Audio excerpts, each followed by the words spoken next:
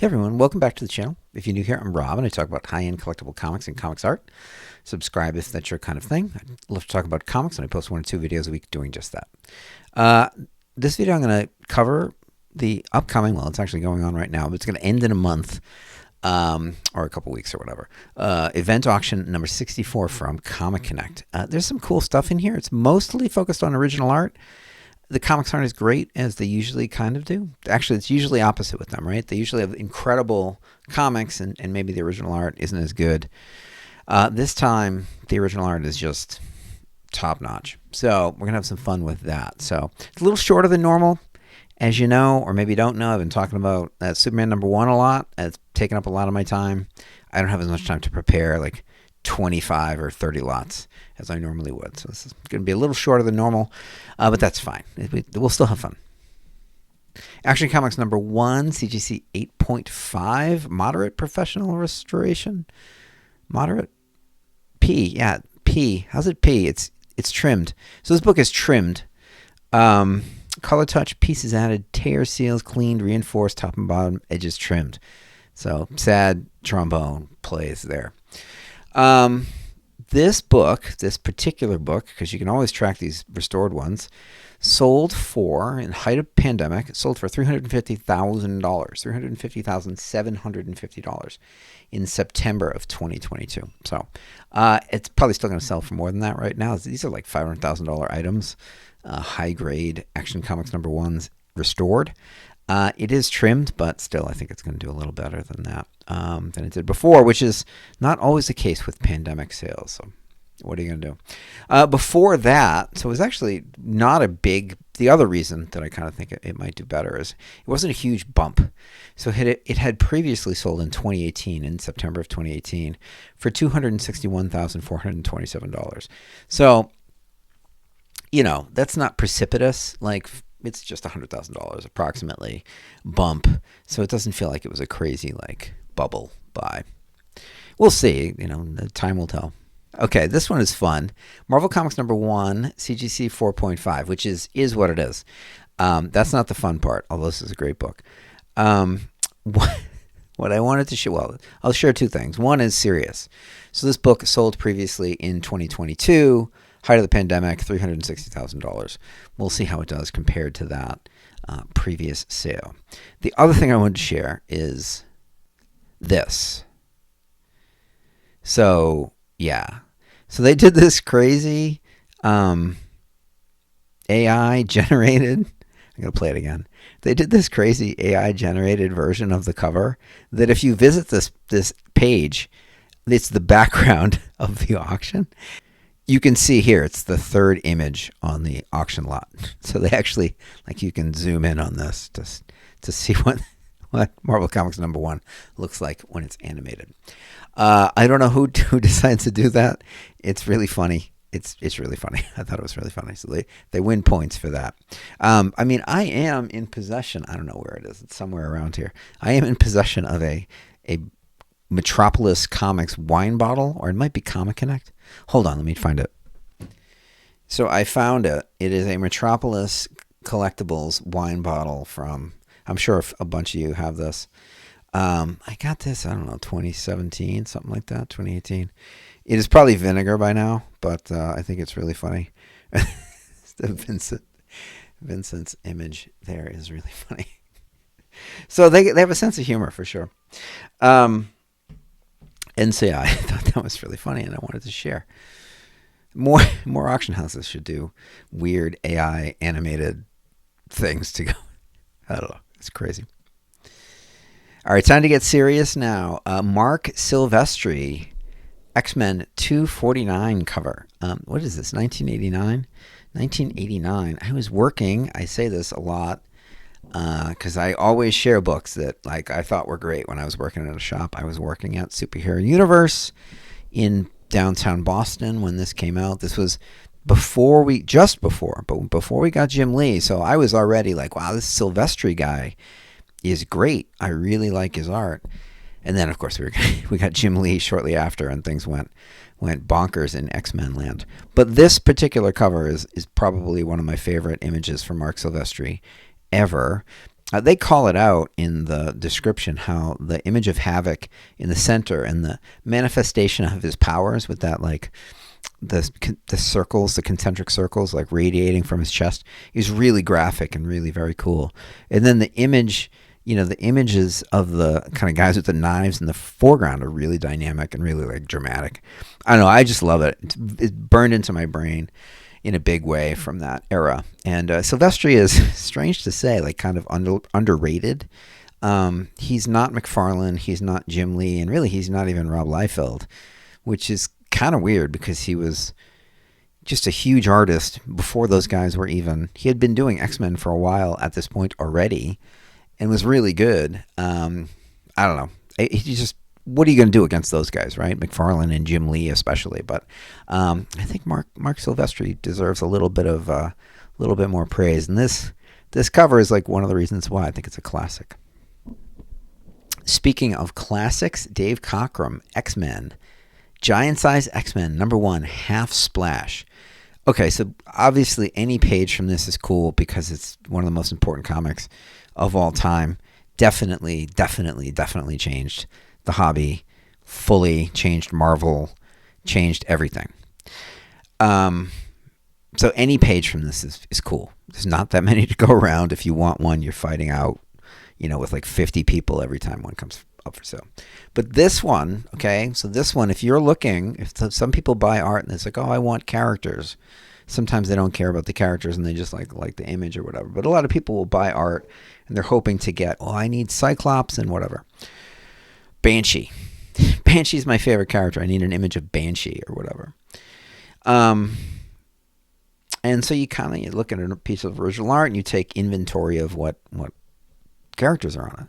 Well, this one has literally like just everybody. So in the top Half Splash image, like it's X-Men versus Krakoa,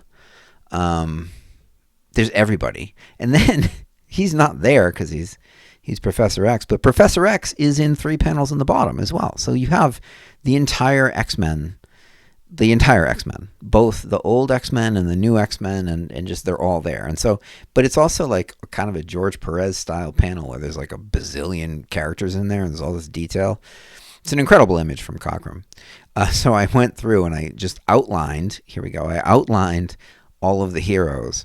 And it actually took me a minute because there's some of them are small. And it's like, who is that? Oh, that's Polaris. So the image of Polaris is tiny. And then Marvel Girl is tiny, like blink if you miss her. And then Iceman isn't really only visible because you get his like little ice castle that he rolls around on or whatever. But yeah, it's crazy. And there's poor Thunderbird. But yeah, but the nice, it's really nice design. And you get the really nice image of, I've destroyed it with my red marker, but the really nice image of Storm there. Kind of framing it. And then Wolverine, who I guess they didn't know he was going to be the biggest character in the history of the X-Men, is up in the upper left-hand corner. Somehow, there's no fastball special involved yet, right? Like, how is he that high up? He can't fly. I just noticed that. Sorry. But it's true. How did Wolverine get up there? That's the whole point of the fastball special, is they fight like at a sentinel. A sentinel is like 10 meters tall. How's Wolverine going to cut his head off? You throw him at him, right? So, I don't know. I don't have a copy of this laying around. And if I did, it wouldn't be raw. But I'm kind of wondering how he got up there. Maybe he's riding the hand. I don't know. None of you care. This is too much detail, but I just noticed this. It's crazy. So it's a great page. I'm going to put a capper on it there. This is a great page. Okay, so Whiz, I talk about it all the time. I know nothing about Whiz, although I'm learning on this channel because they're hard to find, right? Whiz Comics number 28, CGC 9.8, and this is a 9.8. This isn't like a 9.6 and a gift. This is a stunning book. Edgar Church Mile High copy, not surprisingly. The only really nice Whiz comics are from the Church pedigree, it seems. They're really difficult to find in high grade, which I find weird. I always talk about that because it was a very popular title it was outselling everything at this point. Like the big red cheese was the number one character, and you can't look at that cover, man. So you would just expect that there were more, but I guess they were red. I don't know. There's just very few high grade copies, and I'll show you in a second what I'm talking about. So yeah, here we go. So this is GPA for this book. 2 9.0s have sold. One in 2022 for $1,000, and one in 2018 for $657. Who knows what this will sell for? It'll be more than $1,000. But that's it, right? There's a 9.8, and then the other pedigree copies are 9.0. So it's a big gap, and that's what you find with these Whiz comics. There's a huge gap between the highest graded copies and lower graded copies, and it's usually because there's a church copy and it's like 9.6 or 9.8. Here's a book I've been talking about a little bit. More Fun Comics number 73, CGC 8.0. First Green Arrow, first Aquaman, first Speedy. Obviously, the church copy just sold for $465,000 or $456,000 or something, which is a big number. And kind of a deserved number for this book. But we'll have to see what an 8.0 sells for, like on the heels of that. Another copy of this book, not this copy, sold for $144,000 last year, like almost exactly a year ago. Actually, exactly a year ago from this recording. But when you're watching this, it'll be almost exactly a year ago, unless I get this video out in an hour, which is possible, I guess. And actually that's a reasonable price for this book. So yeah, we'll see if it does any better than that. But, yeah, I mean, that church result kind of solidifies this book as kind of a major, Golden Age key, which it always should have been. I mean, they're both Green Arrow and Aquaman were like JLA, like they're Justice League members. Like that's big. 2 of them appeared in this one issue. It's crazy.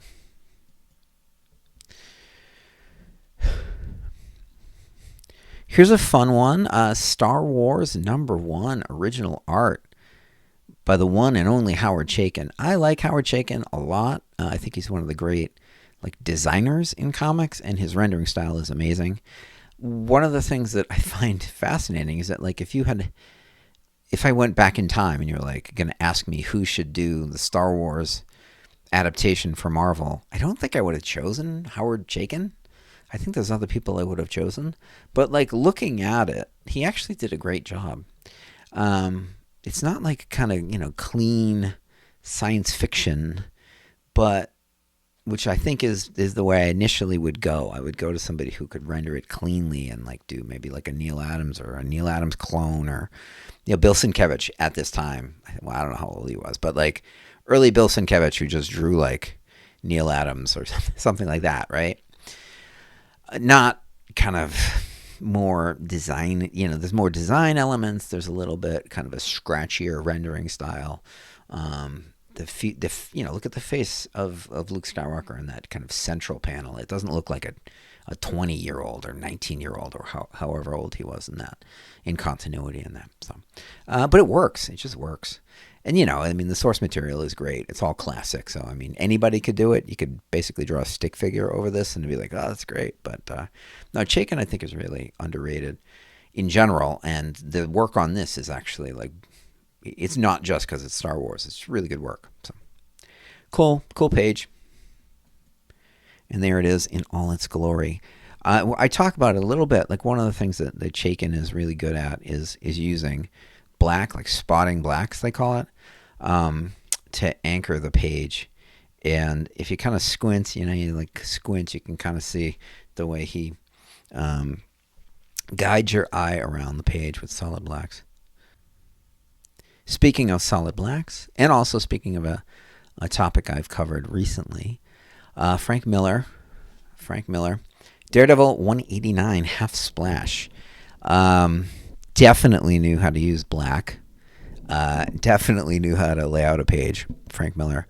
But as I talked about a couple of times, at this point, even in the 185 range, but certainly by now, Frank Miller was doing layouts. He was doing the storytelling, and he was doing layouts. And the finishes which is more than just being an inker. It was really just the figures were basically rendered by Klaus Janson. And he certainly was inking anyway, but he was... So it's more of a 50-50 than it is 70-30, or, sometimes pencil or inker combos are, you're just... They do the penciler does everything, and you have very little, and they're very like strict about what you should be doing. And then other times it's much more collaborative. So you get a range, and this is really kind of in the 50-50 range, which is really where you're getting the vibe of both the penciler and the inker. It's not just like the inker adds a flavor to the pencils. And so this is really like as much Miller as it is Janson. I always kind of laugh at when they say, oh, it's a Frank Miller page. Okay, that all being said, I think it's great. And it's very memorable. Obviously, I was a Daredevil collector at this point. This whole arc was incredible. It's burned into my brain. I love Klaus Janson's art. So it's not a downgrade to say that Klaus Janson was involved in this. Like, he influenced the way that Miller worked, which is, big deal, right? They kind of influenced each other in ways really cool. And, it's this incredible Miller storytelling. So you can't, I'm not downplaying the page at all. I'm just pointing out that this is where it was less of a Frank Miller production. It was a Frank Miller / Klaus Janson production, which is, very cool. And it's, just a pivotal arc in the Miller Daredevil run. And here's another one from that same era. This one is even more obviously kind of like rendered by Klaus Janson. The image of Elektra, really, the second to last image of Elektra really has a Janson vibe to me, as does the central panel. But the storytelling is all, well, it's not all Miller. It's Miller, channeling like Bernie Krigstein and Will Eisner, as he did. And especially those last two panels where it's kind of a zoom effect, where you have like, you pulled back, you get her full face, and then the next one, you zoom in. And these days they would actually just do that in Photoshop. Like, you would buy this art and there'd be no second image, because they would just like copy and paste it, put it in there. But that reminds me of some of the stuff that Krigstein did in the Master Race, where he would zoom across panels. Totally classic. I mean, just totally classic image. Absolutely pivotal to this run, this page, and this right that they're going through to kind of bring Elektra back to life. Crazy stuff, and just amazing, and really iconic in my brain. So I had to share two, and not just one Miller Janson jammy. Just, I'm doing both. I haven't had a chance to share much Frank Whiteley, because not a lot comes up for sale. And, really the stuff that gets me excited is not pencil art. Unfortunately, like, I'm one of those people that really likes like ink art. And so he stopped having his pages inked, by hand. And so he does pencils now, and then it goes into Photoshop, and all the digital art happens. Magical stuff. I think his art is incredible. But, if I was buying original art, I would be looking for something that had ink on the page for the most part. And he does not do that anymore. So when pages like this come up, it is good to know. And this X-Men series he did was really amazing. With Grant Morrison, incredible combo. Frank Whiteley and Grant Morrison, incredible. Did All-Star Superman, which is one of my favorite series of all time. So I just thought I'd share this one to just kind of give you a sense of like what his art looked like when he used to ink it. Well, it was Mark Morales inked it, but when it used to be inked, very cool stuff. Nowadays, this is what you get, right? And this is like a $5,000 page from All-Star Superman. It's incredibly detailed, and I was talking about that earlier. Like, there's levels of where a penciler will go, and he's one of those guys that, probably even when he was inking, he was having somebody ink his work. He just seemed like somebody who would draw every little thing, and all you were there to do was just kind of make sure that his vision got on the page, which is why it makes sense, honestly, for him to just go directly to digital inking and Photoshop for colors, because he was so precise that he was basically done. But you know, I wish this was if this was inked, if this was like black line art, it would look so much more dramatic. It would be so much more exciting. Unfortunately, it just doesn't work in that way anymore. So, speaking of dramatic and exciting, this is my favorite Ultimates cover. Bryan Hitch, who of course I love because of the Authority. I've had a few pages of his art over the years. I love this cover. It's my favorite Ultimates cover, which is funny because, you know, the Ultimates, it's like you can get these covers where it's like all of the Avengers and it's just these really dramatic like group shots. But to me, this is the ultimate one. This is just like, no pun intended, this is like the ultimate because it shows the raw power of Thor across whatever incarnation you're talking about, right? Is it the ultimate Thor? Is it, you know, Thor from, you know, 1964 or whatever? And yeah, it's just everything that's right about what Bryan Hitch does. And yeah, just brilliant. And yeah, actually Andrew Curry inks on this as well. So not Paul Neary, who was another great inker of his, but Andrew Curry really inked him well on Ultimates, and which is just a great series. It's just really great and very influential. So, but yeah, if I was going to pick one cover from Ultimates, it would be this one. I'm going to continue to share John Cassaday. I shared that one video a couple weeks ago based on the Heritage auction, which was as a benefit for Cassaday's family. And I talked in that video about how he does, you know, worked for Marvel and DC and all kinds of stuff. But then I went on to share all of his Wildstorm stuff, or talk about his Wildstorm stuff. And yeah, here's an example of the great work that he did for Marvel. This is Captain America from 2002. So this was while he was like in the middle of doing Planetary. He was also doing work like this for Marvel. It's so dramatic, such a beautiful design, such a beautiful like storytelling, you know, element in this. It's very widescreen. It's very 2002, clearly, and there's 2 panels total. But it's also, if this was up on your wall, you know, you'd be pretty impressed with it every day. And it shows again like how he used just every technique possible to create texture and form and movement on the page. It was such a classic artist and sorely missed. Okay, so I had to share this one. I really like Carl Barks, like from like a comic book perspective. His stuff is great. I've collected, you know, a bunch of Barks comics, some of those Donald Duck keys over the years because I think they're just fundamental to the hobby and they're neat. He was a great artist. And I love the story that we didn't even know who he was for a long time, and then he turned into this guy who was selling in 1972 or whatever, 1973. 1973, selling these paintings to collectors. He did like, I don't know, a dozen of these, dozen versions of this. But they put it on the cover. So if ComicConnnect puts it on the cover, and it's Carl Barks, I like Carl Barks, so I'm going to share it. I have no idea what this will sell for. I don't really know this market very well at all. But it's a great image. And it's Carl Barks. And, you know, I did a video a while ago about how his value relative to other people has gone down. It's basically stayed flat over the last 30 years. And, you know, where people like Frank Frazetta have increased by 20, 30, 50 times since then. But that isn't to take anything away from the quality of his work or like how monumental it was in the early hobby. So I thought I'd share a little Carl Barks to end up this video. And with that, yeah, we're done. So it was a fun one, right? The original art, and this was really cool. Just a couple comics, but lots of cool original art. And you got me talking about original art, which is always fun. Yeah, like I said, I got a few videos coming up. It's a busy time for me, and I'm gonna just try and keep the pace up to just not get behind.